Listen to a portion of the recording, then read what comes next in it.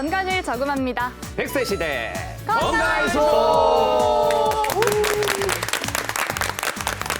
여러분을 건강 부자로 만들어드리는 시간. 여기는 장수은행입니다. 네, 오늘 스튜디오 분위기가 좀 사뭇 달라졌죠. 그렇죠. 네, 아마 좀 눈썰미가 있다 하시는 분들은 저희가 앞에서 인사드릴 때 아마 눈치를 채신 분들이 좀 계실 것 같아요. 네, 네. 오늘 제 옆에 아주 열정이 가득하신 분께서 앉아 계십니다. 네, 먼저 자기소개 부탁드릴게요. 안녕하세요. 부산 경남을 비롯해 전국 8도에서 즐겁고 또 재미난 장소에 늘 함께해온 MC 조경수입니다.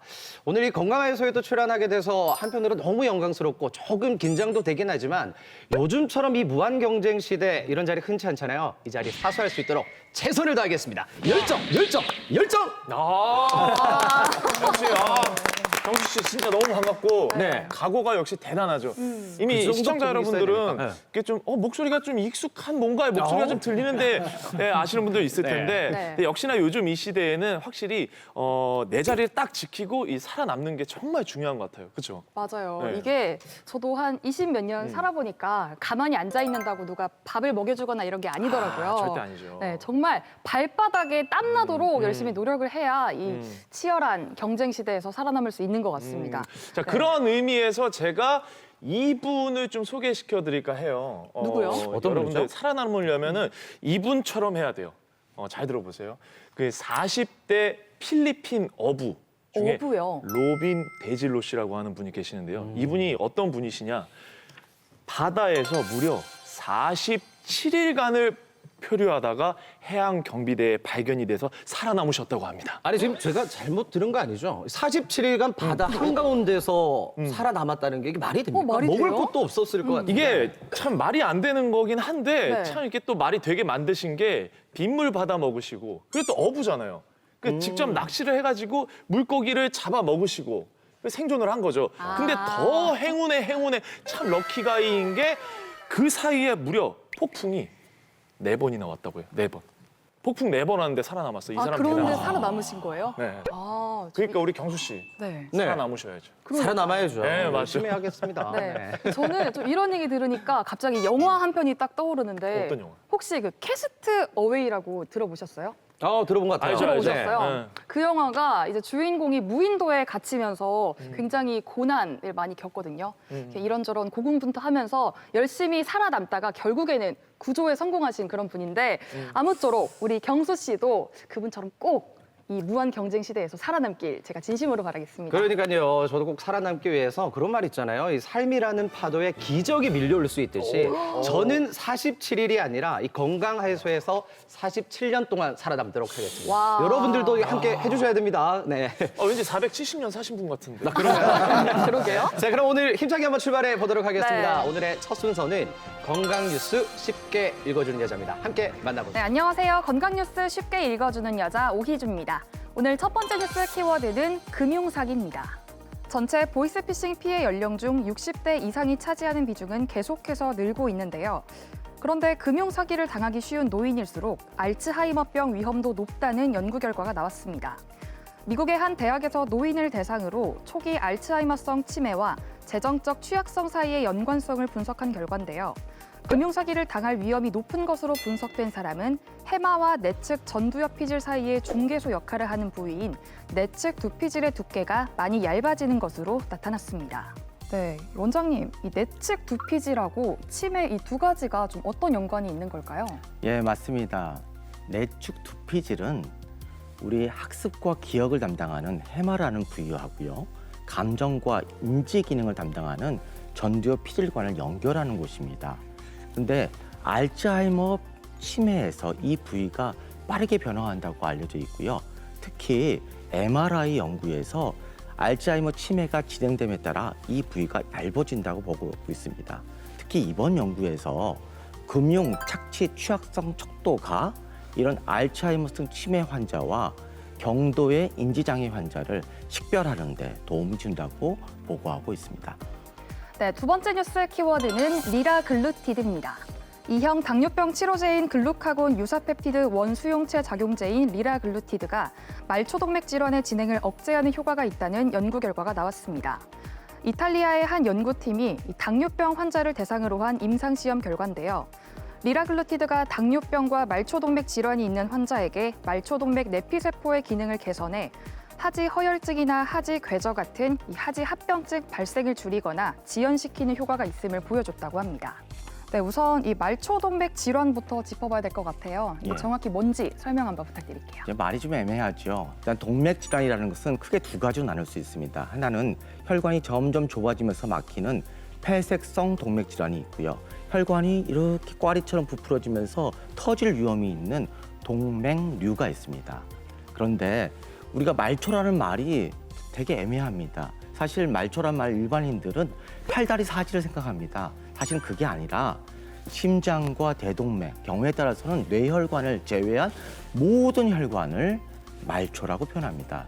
이 연구에서 당뇨병성 말초 환자는 결국 폐쇄성 동맥질환 환자인데요.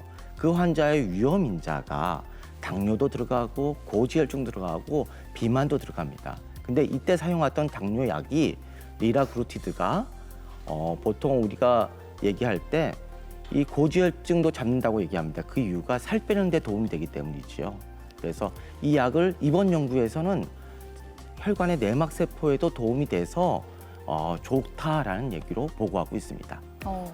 네, 그럼 이게 다행히 당뇨약의 리라글루티드가 도움이 확실하게 된다는 건데, 그런데 이 약물 치료를 하기 전에 우리가 평소에 말초동맥 질환을 예방할 수 있는 방법이 있다면 한번 소개 한번 부탁드릴게요. 저는 아주 심플하게 말씀드리고 싶습니다. 딱 세 가지인데요. 잘 먹고 운동해서 위험자를 제거한다.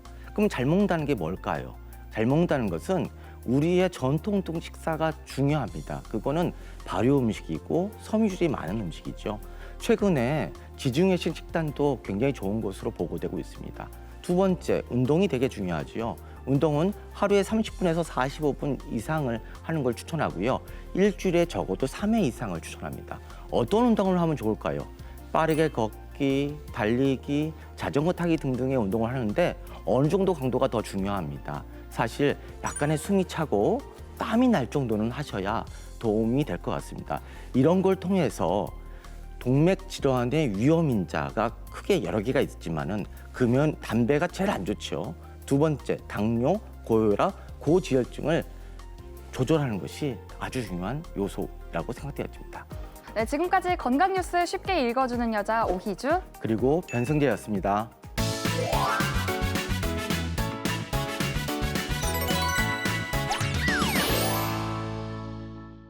안녕하세요.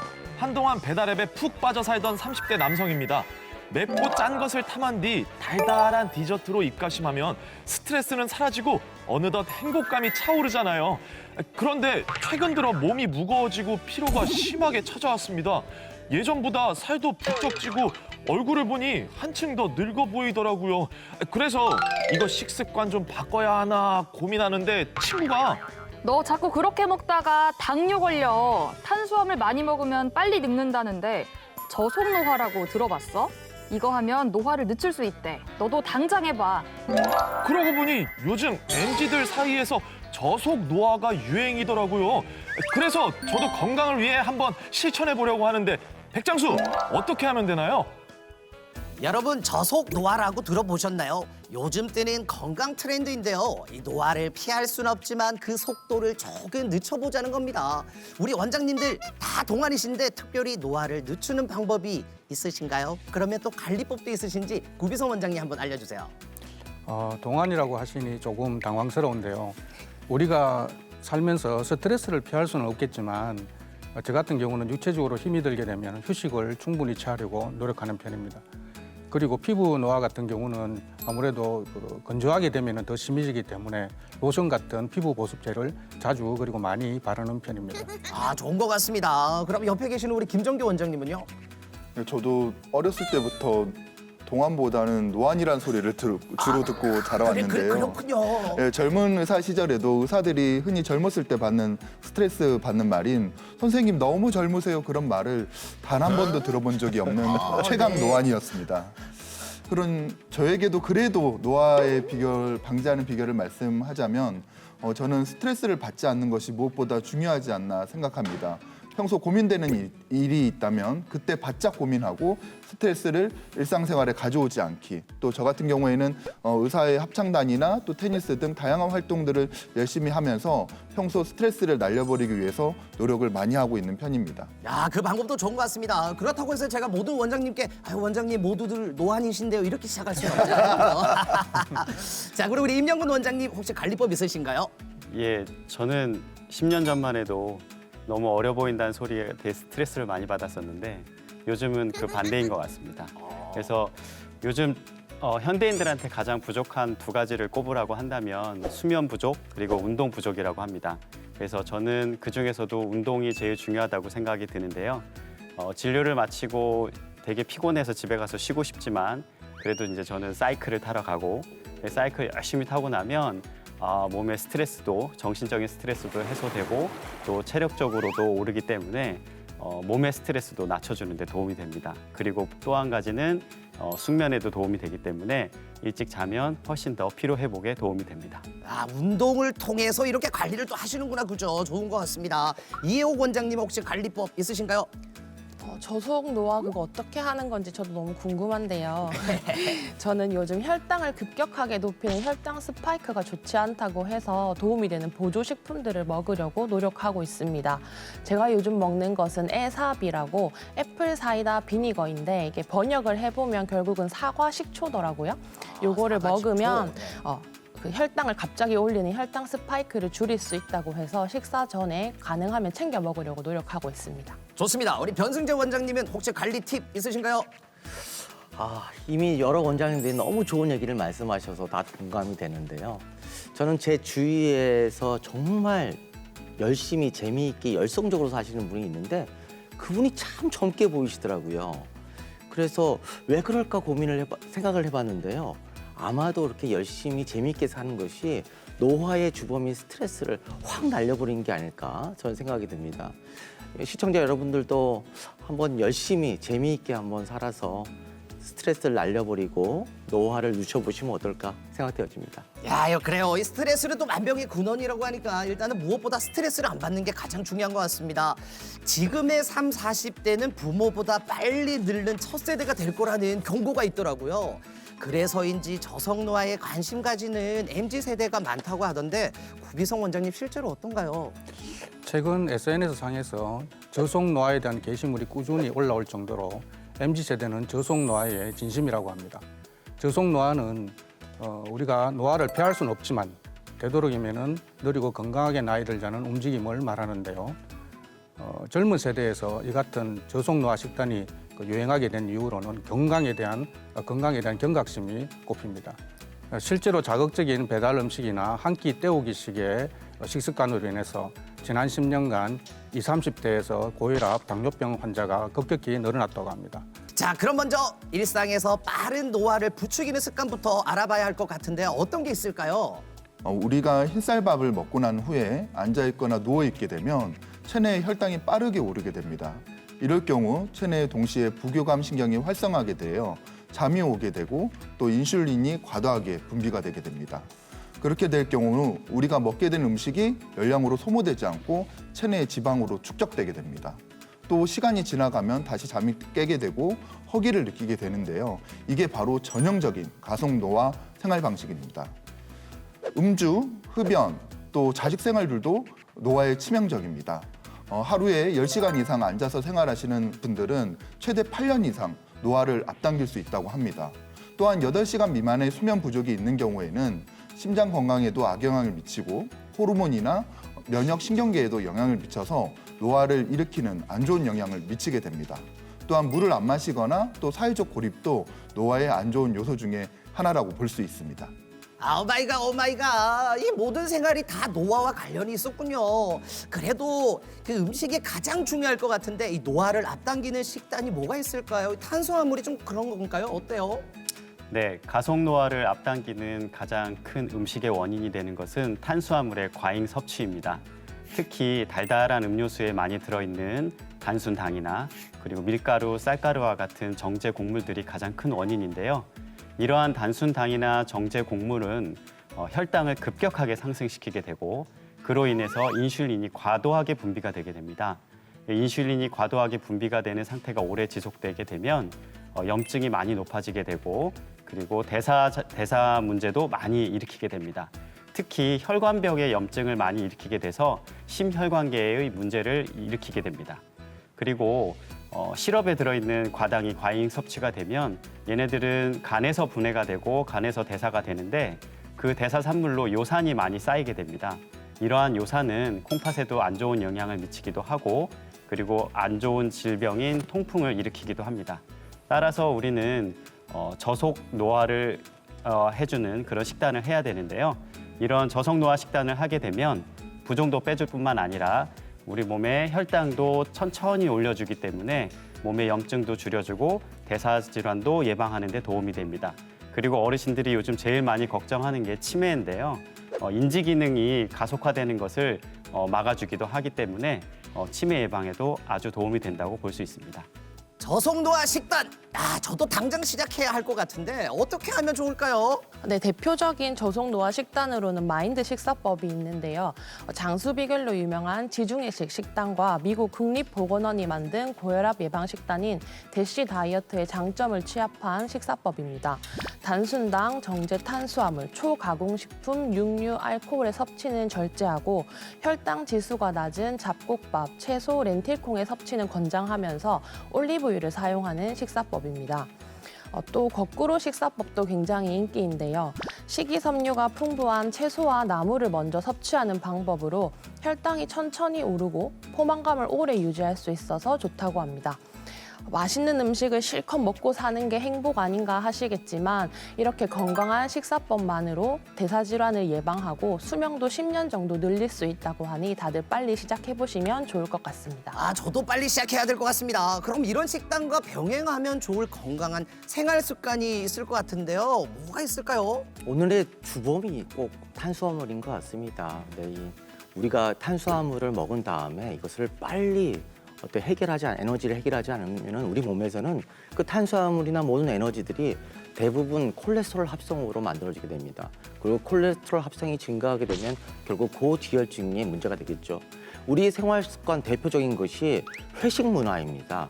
회식 문화에서 우리가 삼겹살에 음료 내지는 여러 가지 것들을 같이 먹고 나서 배불렀습니다.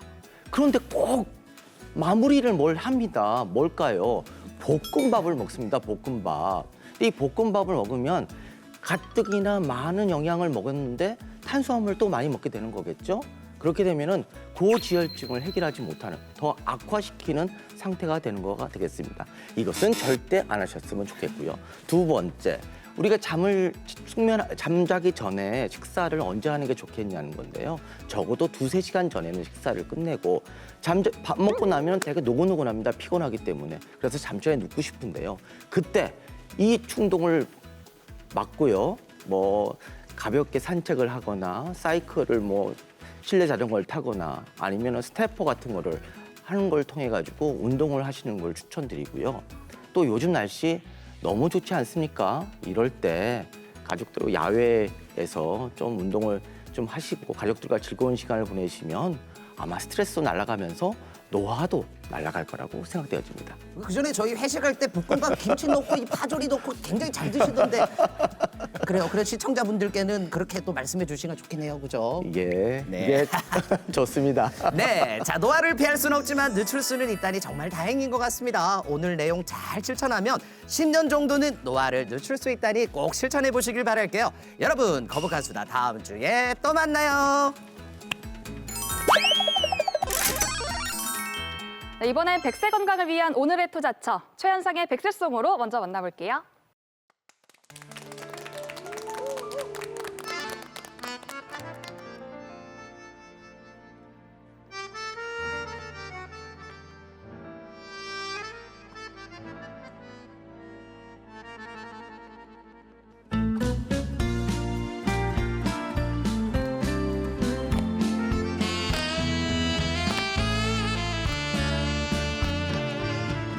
준비 내리는 날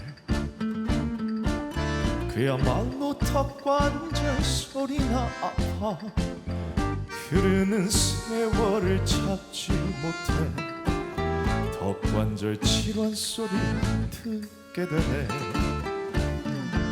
새빨간 립스틱에 나름대로 멋을 부려보았지만 턱에선 통증이 심해지면서 턱관절 질환 소리 듣게 되네. 이제와 세상이 이 나이에 왕년의 튼튼함이야 있겠냐마는 왠지 벗처럼 늙어가는 내 턱관절 잃어버린 것에 대하여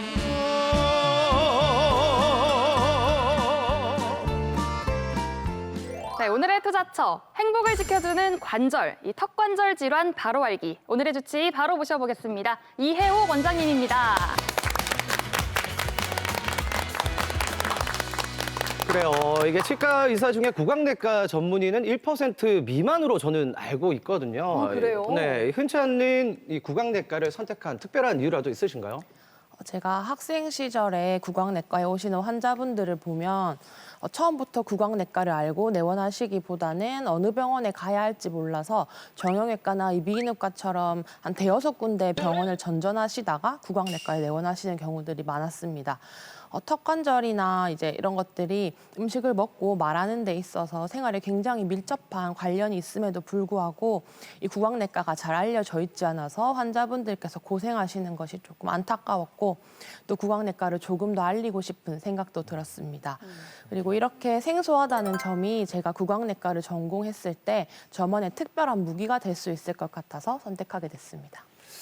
저도 처음에 이 턱 관절 하니까 관절이라는 단어가 들어가서 정형외과로 가야 되는 거 아닌가라고 생각했는데 저도 진짜 궁금하거든요. 구체적으로 구강내과에서는 어떤 치료를 하는지 좀 알려주세요. 네, 치과도 다양한 여러 분과가 있는데 흔히 치과라고 하면 치아나 잇몸만 생각하시기가 쉬워서 충치치료, 잇몸치료, 보철, 임플란트 치료만 하는 게 아닌가 생각하실 수 있습니다. 네. 하지만 구강내과는 이 잇몸과 치아를 제외한 구강 내 모든 조직에서 일어나는 병적인 변화와 질환을 치료하는 과입니다. 구강내과는 크게 턱관절 질환, 구강점막 질환, 안면부 통증을 다루는 과이고 이 외에도 구강내과를 전공한 치과의사들은 혀질환, 구강건조증, 그리고 미각장애, 코골이나 수면무호흡, 입냄새와 같은 다양한 질환들을 치료하고 있습니다.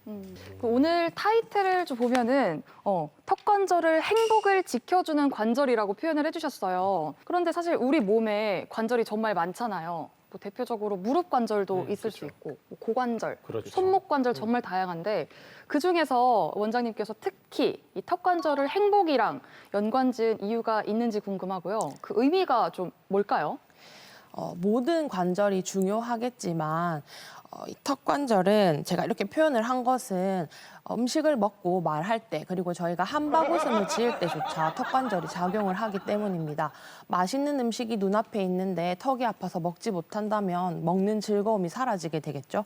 그리고 가족들과 친구들과 즐거운 대화를 나누어야 하는데 턱이 아파서 말을 하기가 곤란하다면 또 이런 대화의 즐거움마저 사라지게 될 것입니다. 이렇게 많은 분들의 생활에 밀접하게 연관되어 있고 기능이 떨어졌을 때 이 삶의 질을 떨어뜨릴 수 있기 때문에 저는 턱관절을 행복을 지켜주는 관절이라고 표현했습니다. 이 원장님 말씀처럼 이 턱관절이 뭐 참 중요한 역할을 많이 하잖아요. 그런데 이 턱관절 위치가 어디예요? 이 앞쪽인가? 뒤에 아래쪽? 어느 쪽일까요? 잘 모르겠어요. 그렇죠. 턱관절은 입을 벌렸다 다물면서 귀 앞을 만져보시면 찾으실 수가 있는데 여기가 치아 있는 부분이고요. 머리뼈와 턱뼈 그 사이에 디스크라고 불리는 관절 원판이 있고 주변에 인대와 근육으로 구성되어 있습니다. 이 턱관절은 입을 벌리게 하고 앞뒤 좌우로 움직이게 하고 심지어 회전까지 가능하게 해줍니다. 밥을 먹거나 말할 때 그리고 하품할 때처럼 턱은 끊임없이 움직이고 무의식 중에도 턱관절은 움직이는 경우들이 많습니다. 그럼 턱에 어떤 문제들이 생길 수 있어요? 그 턱 질환 종류에 대해서 좀 알려주세요. 턱관절 구성 중에 이상이 생긴 것을 턱관절 장애라고 하는데 크게는 관절 원판 장애, 관절염, 그리고 근육 장애로 나눌 수 있습니다. 관절 원판 장애는 이 디스크가 제 위치에서 빠져서 입을 벌릴 때마다 소리가 나거나 입을 완전히 벌릴 수 없는 상태를 말하고요. 관절염은 아래 턱뼈, 관절뼈 표면에 손상이나 변형이 나타난 상태입니다. 마지막으로 근육장애는 저작근이나 턱관절 주변에 근육에 이상이 생겨서 입을 벌릴 때 통증이 있는 상태입니다. 사실 제 친구가 쌈 싸먹다가 턱이 실제로 빠진 친구가 한 명 있거든요. 그래서 지금 쌈을 싸먹다가 턱이 빠져요? 쌈을 정말 이렇게 먹다가 턱이 빠지고 안 다물어졌던 거예요. 얼마나 정말. 크게 쌈을 싸먹었길래 턱이 빠질 정도로 그죠? 그래서 굉장히 고생을 하고 있는 친구가 있는데 저는 처음 봤거든요. 제 주변에서 이런 사례를 처음 봐서 이 턱관절 사례가 좀 있는 질환에 좀 문제가 있는 분들이 많은지도 궁금하고요. 정확한 원인이 뭔지도 관심이 좀 가더라고요. 왜 생기는 건가요? 건강보험심사평가원 자료를 보면 2021년 기준의 턱관절 장애 환자 수는 대략 47만 명 정도 됩니다. 턱관절 질환은 거대 외상과 미세 외상에 의해서 발생하게 되는데 거대 외상이라 하면 머리나 목에 큰 외부의 충격이 가해지는 것을 말하는데 가령 교통사고 이후에 턱에서 소리가 나거나 그다음에 통증이 나타나는 경우들이 있습니다. 네. 이때 제 시기에 정확한 치료를 받지 못하면 이러한 증상들이 만성화되기 쉽습니다. 하지만 대부분의 턱관절 장애는 이런 거대 외상보다는 생활 습관과 같은 미세 외상 때문에 일어나는 경우가 훨씬 더 많은데요. 질기고 단단한 음식을 즐겨 먹거나 한쪽으로 음식을 씹기, 이를 갈거나 악무는 습관, 그리고 턱을 괴거나 거북목과 같은 나쁜 자세, 그리고 근긴장도를 증가시키는 스트레스 등이 원인이 될 수 있습니다. 그러면 증상에 대해서 좀 더 구체적으로 여쭤보고 싶은데 턱에서 소리가 나면 턱관절에 문제가 있다고 보면 되나요? 보통 턱에서 나는 소리는 크게 3가지 정도로 나누어 볼 수가 있는데 첫 번째는 입을 벌릴 때 끊어지듯 딱 하고 나는 소리입니다. 이 소리가 난다고 해서 반드시 아픈 것은 아니고 입을 벌릴 때 이상이 없는 경우도 많습니다.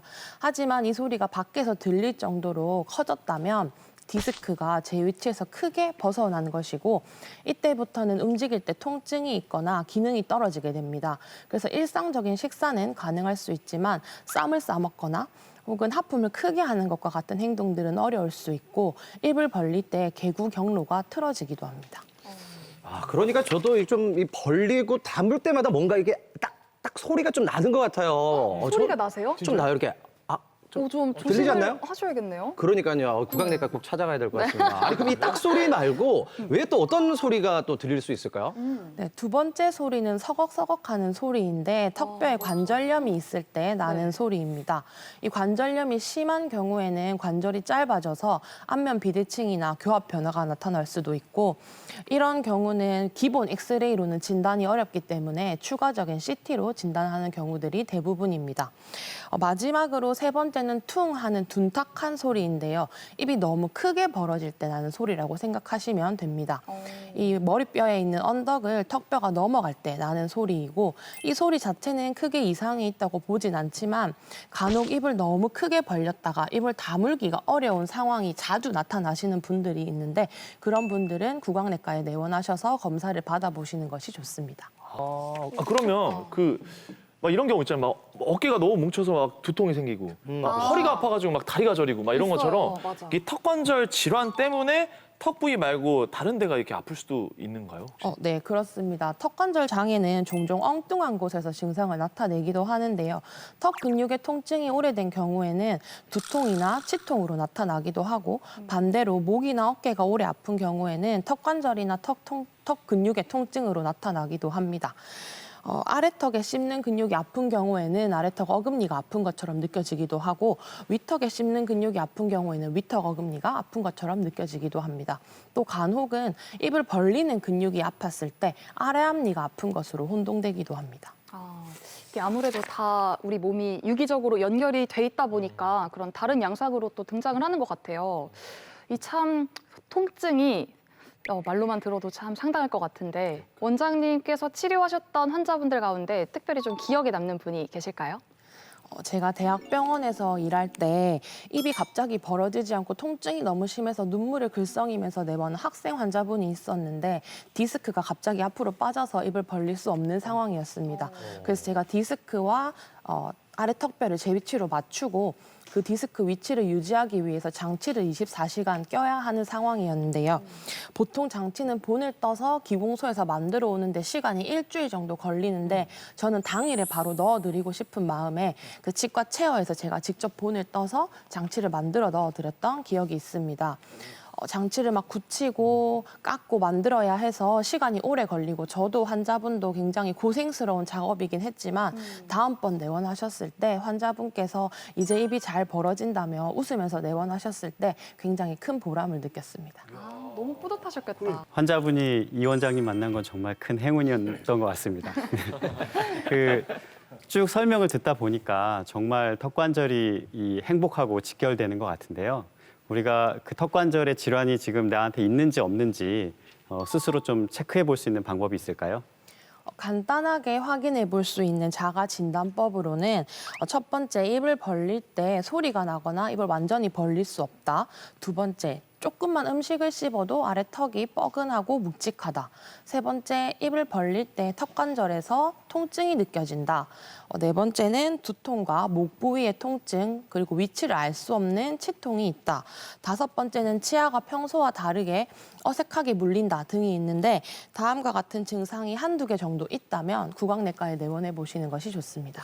맞습니다. 아니 시청자분들께서도 이 턱관절을 잘 체크해 보시고요. 네. 저처럼 이 하나라도 저 딱딱 지금 소리 계속 나는 것 같거든요. 어떡해요? 그런 분들은 그냥 두지 말고 이제 구강내과 꼭 찾아보시길 바라겠습니다. 네.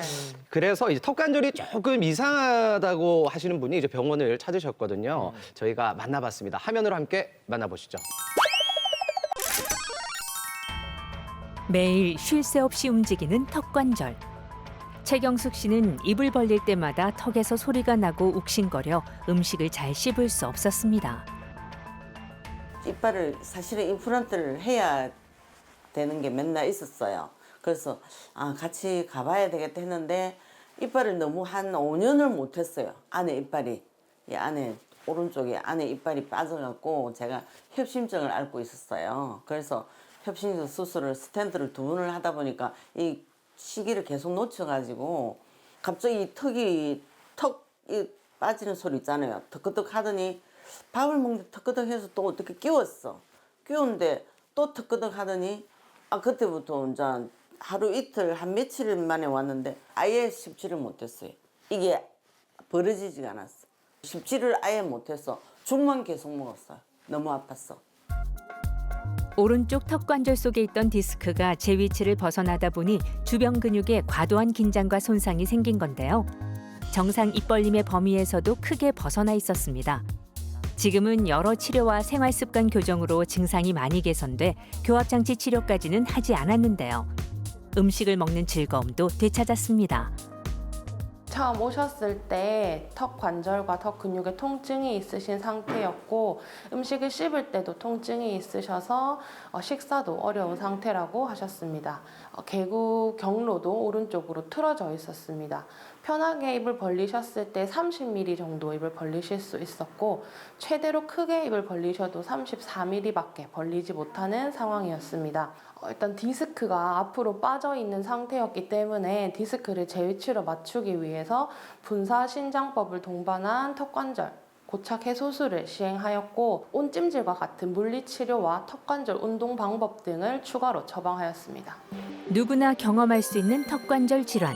방치했다간 일상생활에 지장을 주고 심각한 질환으로 발전할 수 있습니다. 지금은 통증이 많이 줄어서 입을 벌리시고 식사를 하시는데 큰 무리가 없는 상태입니다. 지금은 편하게 벌리셔도 40mm 가까이 입을 벌리실 수 있습니다. 턱에 기화성 냉각제를 뿌린 뒤 앞으로 빠져있던 디스크를 제자리로 돌려놓았습니다. 야채 섬유질을 못 먹었거든요. 질겨서 야채하고 다 먹을 수 있어서 이빨이 얼마나 소중하고 정말로 이빨 진작에 했으면 이렇게 고생 안 할 텐데. 물리치료를 통해 통증을 완화하고 턱 근육의 긴장을 풀어줍니다. 턱의 균형을 잡아주니 삶의 균형도 잡혔습니다. 뜨거운 찜질을 양쪽으로 하면 기미치 아파도 지금 기미치 진짜 많이 안 아파요. 정말 잘했다. 지금 그렇게 생각하고 있고 이빨이 아프면 무조건 미루지 말고 빨리 치과를 가야 된다. 이빨이 튼튼해야 아프지 않아야 노후를 편하게 살 수 있다. 먹을 수 있어서 건강도 지킬 수 있다. 그러면 턱관절 질환에 문제가 있는 것 같아서 원장님을 찾아가면 어떻게 진단을 좀 해주시나요? 환자분이 처음 병원에 내원하시면 기본적인 엑스레이를 찍어서 구조적인 문제가 없는지 관절 운동은 정상적인지를 먼저 확인을 하게 되고 그리고 환자분의 턱 움직임을 직접 눈으로 확인하면서 개구량은 정상인지 양쪽 턱관절은 동시에 움직이는지 그리고 입이 벌어지는 경로는 일자인지 등을 확인하게 됩니다. 그리고 제가 손으로 근육과 관절 부위를 촉진을 해서 관절에서 나는 소리는 없는지 근육의 통증은 없는지 등을 확인을 하게 되고 추가적인 정밀 진단이 필요한 경우에는 이런 기본적인 엑스레이 이외에도 CT나 MRI 같은 추가 영상 촬영을 시행하게 됩니다. 턱관절 질환으로 저희가 진단을 받게 되면 치료는 좀 어떤 방식으로 진행이 될까요? 턱관절 장애의 치료 방법은 크게 비수술적인 치료와 수술적인 치료로 나누어 볼 수가 있는데 이 비수술적인 치료 방법만으로 대부분의 환자들 90% 이상이 증상이 개선됩니다. 비수술적인 치료 방법에는 행동조절 치료, 물리치료, 약물치료, 그리고 구강 내 장치 치료, 보톡스 주사 치료 등이 있습니다. 원인이 되는 구강 악습관을 없애고 생활 습관을 고치고 스트레스를 덜 받으려는 등의 환자분들의 적극적인 참여가 필요하기 때문에 저는 이 중에서 행동조절 치료가 가장 중요하다고 생각을 하고요.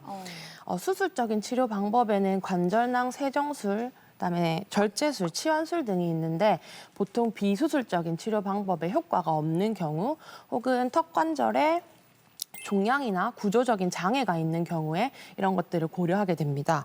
하지만 이런 경우는 전체 환자의 5% 미만으로 굉장히 제한적이고 대부분은 비수술적인 치료 방법을 통해서 개선을 하시게 됩니다. 요즘 젊은 여성분들을 보면 턱 라인을 예쁘게 정리하고 또 V 라인을 좀 만들고자 괄사 마사지, 경락 마사지 이런 것들을 많이 받으시더라고요. 맞아요. 좋아 보이기는 하던데 그래도 왠지 턱관절에 자극 갈 것 같아서 괜찮을까요? 경락이나 괄사 마사지처럼 턱에 힘이 많이 들어가는 마사지를 심미 목적으로 받을 때 턱관절이 안정화되어 있지 않다면 디스크가 앞으로 빠진다거나 주변 근육과 인대가 긴장을 하게 돼서 통증이나 합병증이 생길 수 있기 때문에 주의가 필요합니다.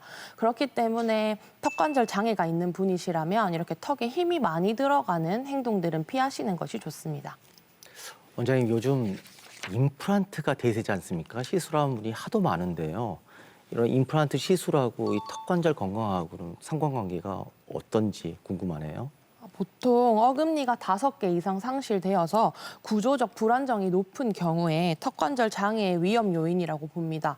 그래서 임플란트 시술이나 보철 시술을 통해서 이런 안정성을 높여주는 것은 턱관절 증상 재발을 막아주는 데 도움이 되는데요. 임플란트 시술 시에 입을 크게 벌리고 있어야 하는 상황이나 한쪽에 임플란트를 심고 반대쪽으로만 식사를 해야 하는 이런 상황은 턱관절에 무리가 갈 수 있기 때문에 이 시기에는 환자분들의 각별한 주의가 필요합니다. 또 임플란트는 턱뼈에 단단하게 고정이 되어 있기 때문에 단단한 음식이나 질긴 음식을 가로로 가는 힘을 주어지는 게 좋지 않은데 이런 음식들은 턱관절에도 좋지 않기 때문에 이 시기에는 단단한 음식, 질긴 음식들을 피해 주시는 것이 임플란트 수명에도 도움이 되고 턱관절 건강에도 도움이 됩니다. 많이 불편하셨을 수도 있을 것 같아요. 이 생활 습관 중에 그러면 이 턱관절 질환을 좀 예방할 수 있는 방법이 있을까요? 그리고 가장 중요한 것은 먹거나 말할 때를 제외하고는 항상 윗니, 아랫니가 떨어져 있어야 한다는 것인데요. 턱에 힘을 살짝 빼고 입을 살짝 벌린 상태로 계시는 것이 좋고 이것이 힘들다면 딱 소리를 낼 때 혀가 닿는 위, 앞니 뒤쪽에 혀를 살짝 대고 계시는 것이 도움이 되실 수 있습니다. 저도 나름 이제 건강 프로그램에 이렇게 앉아 있다 보니까 귀동량을 좀 나름 하거든요. 그래서 턱관절에 좋다는 이 운동법이 따로 있다고 하던데 원장님 알고 계시면 조금 알려주세요. 네, 턱관절 장애 예방과 증상 완화에 도움이 되는 666 운동이라는 것이 있는데요. 앞서 말씀드린 것처럼 딱 소리를 낼 때 혀가 닿는 위 앞니 뒤쪽에 혀를 살짝 대고 이 혀가 떨어지지 않을 정도로만 입을 벌려서 6초간 유지하는 것을 6번 반복하는 것이 한 세트입니다. 그리고 이것을 하루에 총 6세트 해주시면 돼서 666 운동이라고 하는데요. 이렇게 혀를 어떻게 하는지 앞니 뒤에 보여주시면 대고 혀가 떨어지지 않을 정도로만 입을 벌려서 네. 이렇게 6초씩 6번 하루에 6세트 해주시면 됩니다. 간단한데 확실히 효과가 있는 거예요? 네. 관절 부위에는 활액이라고 하는 윤활액이 분비가 되는데 이를 악물고 있으면 이 윤활액 분비가 떨어져서 턱이 뻣뻣해지게 됩니다. 이때 666 운동을 해주시면 윤활액 분비가 다시 촉진되어서 턱에 기름칠을 해주는 효과가 있습니다. 또 이뿐만 아니라 목이나 어깨에 스트레칭을 함께 해주시는 것도 도움이 됩니다. 네, 그럼 마지막으로 시청자 여러분들께 한 말씀 부탁드립니다. 턱 관절은 사실 다른 관절들에 비해서 크기가 굉장히 작고 하지만 어떤 관절들보다도 중요한 역할을 아주 열심히 수행하고 있습니다. 저희 구강내과 의사들도 다른 분과 전문의 선생님들보다도 수는 훨씬 적긴 하지만 구강내에 발생한 많은 불편감들을 해결해 드리기 위해서 항상 노력을 하고 있습니다. 병원에서 일을 하다 보면 병원에 오셔서 설명만 들어도 하지 않으셔도 될 그런 걱정들을 집에서 혼자 끙끙 하시다가 오시는 경우들이 있는데 구강내과를 너무 생소하게 생각하지 마시고 병원 문턱을 너무 높게 생각하지 마시고 턱에서 소리가 나거나 아프시다면 어디 가지 고민하지 마시고 치과로 내원해 주시면 좋겠습니다. 네, 지금까지 건강한 턱관절로 우리의 행복을 지켜드리는 이혜옥 원장님과 함께했습니다.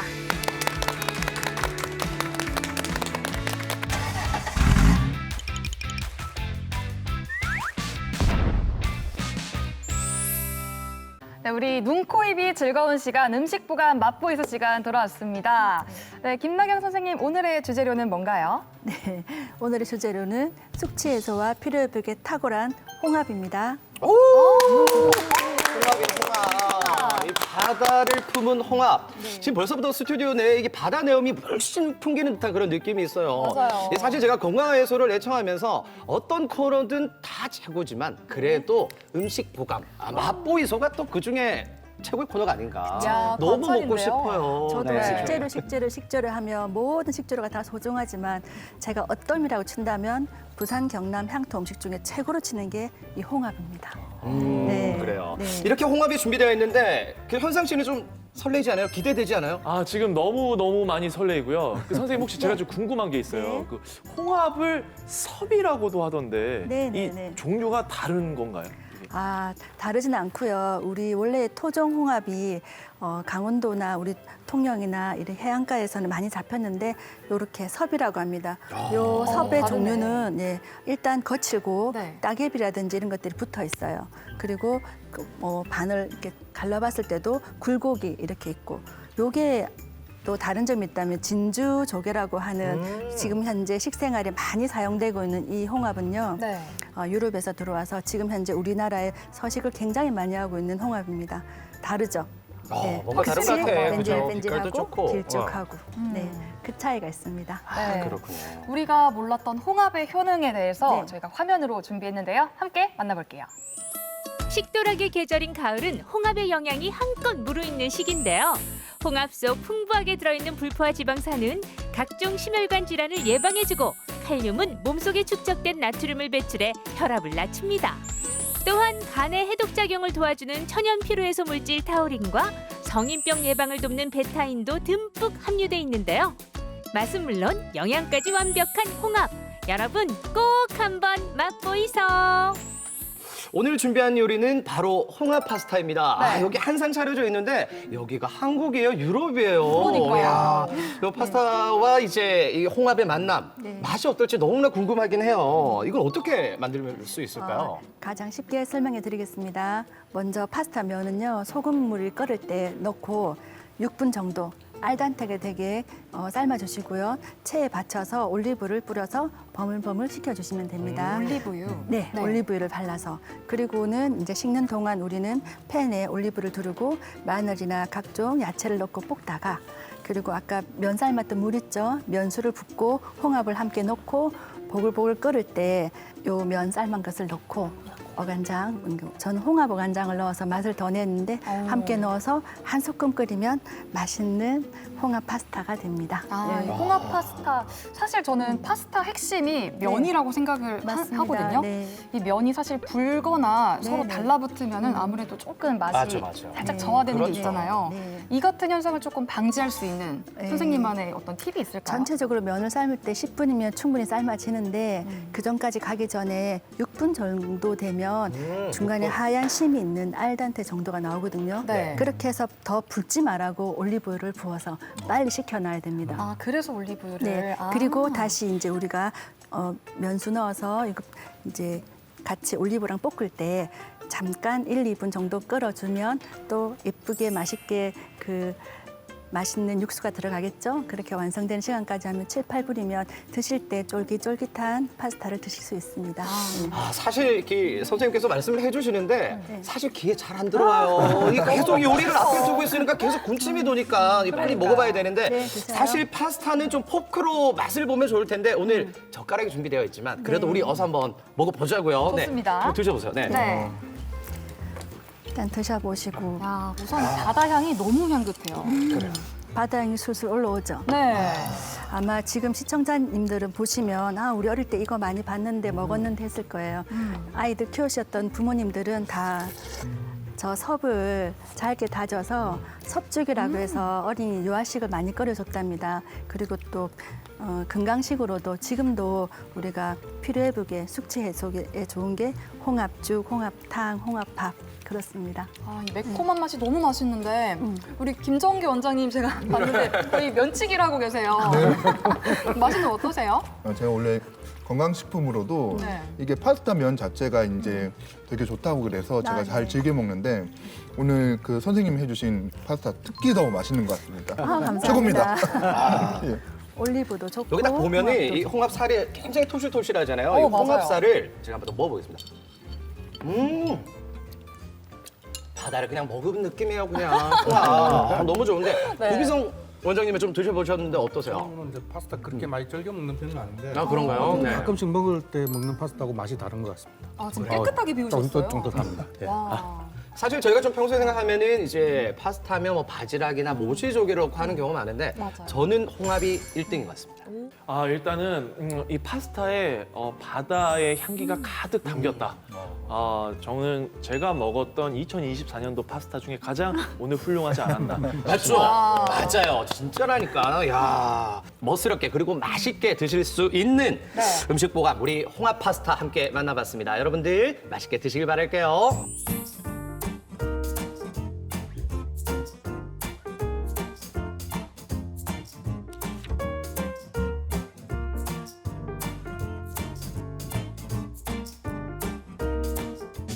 오늘 저희가 준비한 소식은 여기까지입니다. 네, 저희는 다음 주 이 시간에 더더욱 알찬 소식으로 돌아오겠습니다. 그때까지 100세 시대 건강해서!